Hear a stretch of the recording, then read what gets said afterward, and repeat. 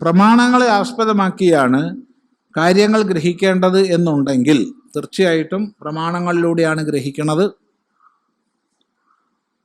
പ്രത്യക്ഷം, അനുമാനം, ആഗമം എന്നിവ മുഖ്യ പ്രമാണങ്ങളാണെന്ന് പറയാം. ഇനി അനുമാനത്തിൽ അന്തർഭവിച്ചിട്ട് മറ്റ് പ്രമാണങ്ങളുണ്ട്, ഉപമാനവും അർത്ഥാപത്തിയും അനുപലബ്ധിയും ഒക്കെ.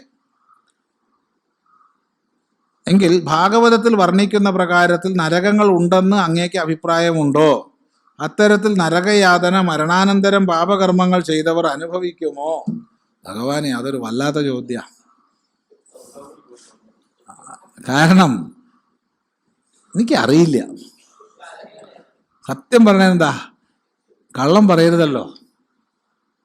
എനിക്കറിയില്ല.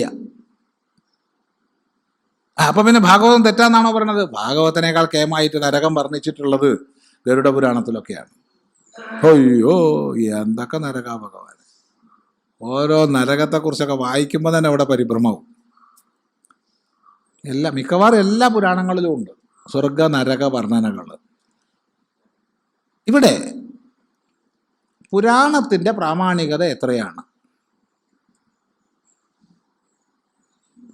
ഇതിഹാസത്തിൻ്റെ പ്രാമാണികത എത്രയാണ്?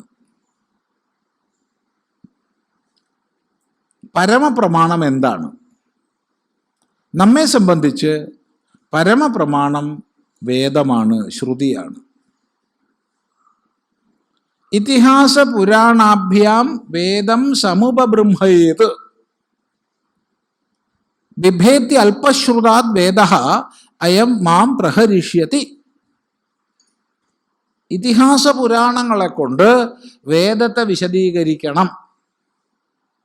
അല്പശ്രുതനിൽ നിന്ന് വേദത്തിന് പേടിയാവുകയാണ്, ഇയാൾ എന്നെ കൊന്നുകളയല്ലോ. ഈയൊരു നിലയ്ക്ക് വേദത്തെ കഥകളുടെ സഹായത്തോടു കൂടി വിശദീകരിക്കാൻ വേണ്ടി പുരാണങ്ങളും ജീവചരിത്രങ്ങളുടെ സഹായത്തോടു കൂടി വിശദീകരിക്കാൻ ഇതിഹാസങ്ങളും രചിക്കപ്പെട്ടു. കഥാപ്രധാനങ്ങളാണ് പുരാണങ്ങൾ, ജീവചരിത്ര പ്രധാനങ്ങളാണ് ഇതിഹാസങ്ങൾ. ഇവയിലൊക്കെ തന്നെ നമ്മൾ താത്പര്യനിർണയം ചെയ്യേണ്ടത് ലിംഗങ്ങളെ കൊണ്ടാണ്. ലിംഗങ്ങളെന്ന് പറഞ്ഞാൽ 6 ലിംഗങ്ങൾ. ഉപക്രമോപസംഹാരോ അഭ്യാസോ പൂർവതാഫലം അർത്ഥവാദോപപത്തിശ്ച ലിംഗം താത്പര്യ നിർണയേ.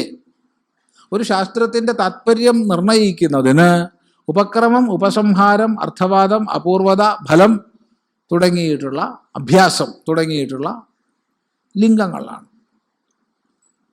അപ്പോൾ ഈ ഇതിഹാസങ്ങളിലും പുരാണങ്ങളിലും ഒക്കെ തന്നെ ഉപക്രമോപസംഹാരങ്ങളെ കൊണ്ട് താല്പര്യം മനസ്സിലാക്കണം. അപ്പം ഭാഗവതം എടുത്തു എന്ന് വിചാരിച്ചോളൂ. ഭാഗവതം എടുത്താൽ ഉപക്രമോപസംഹാരങ്ങളെ കൊണ്ട് മനസ്സിലാക്കേണ്ടുന്ന താല്പര്യം ജന്മാദ്യസ്യ യതോന്വയാത് ഇതരതശ്ചാർത്ഥേഷു അഭിജ്ഞസ്വരാട് തേനേ ബ്രഹ്മ ഹൃദായ ആദികവയെ മുഹ്യന്തി യത് സൂരയ തേജോ വാരിമൃതാം യഥാവിനിമയോ യത്ര ത്രിസർഗോ മൃഷ ധാംനാ സ്വേന സദാ നിരസ്തകുഹകം. പോരാ, സത്യം പരം ധീമഹി. ഈ സത്യം പരം ധീമഹി എന്നുള്ളതാണ് ഉപക്രമവും ഉപസംഹാരവും. കാരണം 12ാം സ്കന്ധത്തിൽ ഉപസംഹരിക്കുന്ന ഭാഗത്തും സത്യം പരം ധീമഹിയാണ്. അതിനിടയ്ക്ക് എത്ര കഥകൾ പറഞ്ഞു, അതൊക്കെ അർത്ഥവാദങ്ങളാണ്.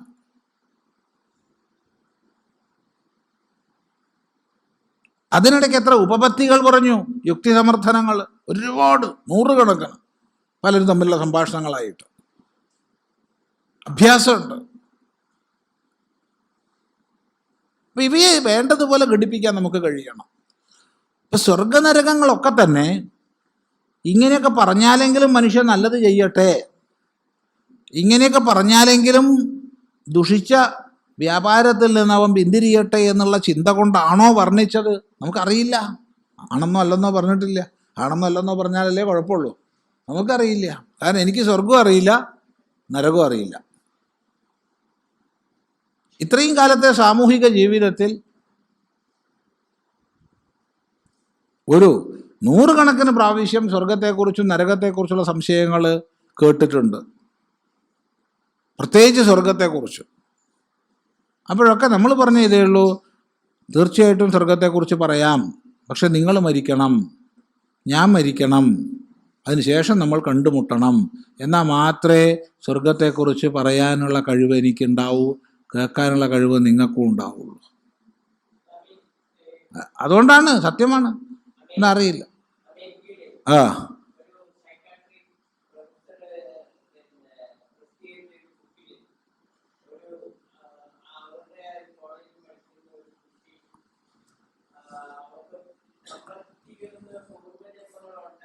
അതെ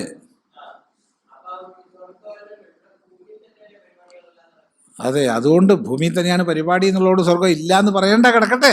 നമുക്ക് അറിയില്ല എന്ന് പറഞ്ഞ ഒരു സുഖമല്ലേ ആ വാക്ക്. ഏറ്റവും നല്ലൊരു വാക്കാണ്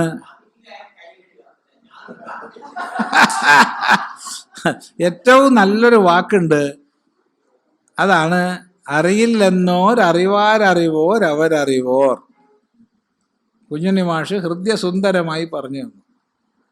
അറിയില്ലെന്നോരറിവാരറിവോരവരറിവോർ. ഓർമ്മിക്കുക. അപ്പം അറിയില്ല, അറിയാത്തതിനെ കുറിച്ച് എങ്ങനെ അറിയുമെന്ന് പറയണേ? പൂർവ്വജന്മ സ്മൃതി വന്നവരെ കുറിച്ച് 20 കേസസ് ഓഫ് റീഇൻകാർണേഷൻ വളരെ പ്രസിദ്ധമായ പുസ്തകമാണ്, വളരെ പ്രസിദ്ധമാണ്. അവർ പൂർവ്വജന്മത്തിൽ ഇന്ന വീട്ടിൽ ഇന്നടുത്തായിരുന്നു, അതിനുശേഷം ഇന്ന റിപ്പയർ അവിടെ ചെയ്തിട്ടുണ്ട്, ഇന്ന ഗേറ്റ് മാറ്റി വെച്ചിട്ടുണ്ട് എന്നൊക്കെ പറഞ്ഞ ചരിത്രങ്ങളുണ്ട്, രേഖപ്പെടുത്തിയിട്ടുണ്ട്, ധാരാളമുണ്ട്. അത് വേറെ. ഇതിപ്പോൾ ഒരു ജന്മാനന്തരം അടുത്ത ജന്മം സ്വീകരിക്കുന്നതിനുള്ള അന്തരാളത്തിൽ പിതൃലോകം വഴി നരകം സ്വർഗം തുടങ്ങിയ അനുഭവങ്ങളിലേക്ക് പോകുന്നുണ്ടോ ഇല്ലയോ നമുക്കറിയില്ല, ഉണ്ടെന്നോ ഇല്ലെന്നോ പറഞ്ഞിട്ടില്ല. പക്ഷെ ഒന്നുണ്ട്, ഈ സ്വർഗവും നരകമൊക്കെ ഇവിടെ തന്നെ ഉണ്ട്. ഈ ലോകത്തിൽ തന്നെ സ്വർഗമുണ്ട്, നരകമുണ്ട്.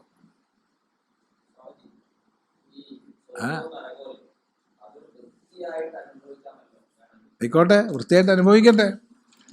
അതെ, ആയിക്കോട്ടെ, വൃത്തിയായിട്ട് അനുഭവിക്കട്ടെ, സ്വർഗനരകങ്ങൾ അനുഭവിക്കട്ടെ, നല്ലതാണ്. സ്വർഗനരകങ്ങളൊക്കെ അനുഭവിക്കട്ടെ, നല്ലതാണ്.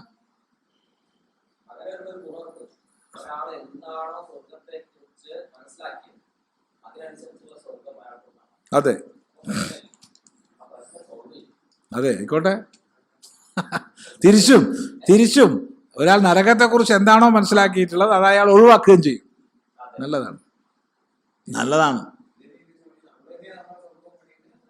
ആയിക്കോട്ടെ, അതൊക്കെ ഇരിക്കട്ടെ, അതൊക്കെ വേദാന്തം.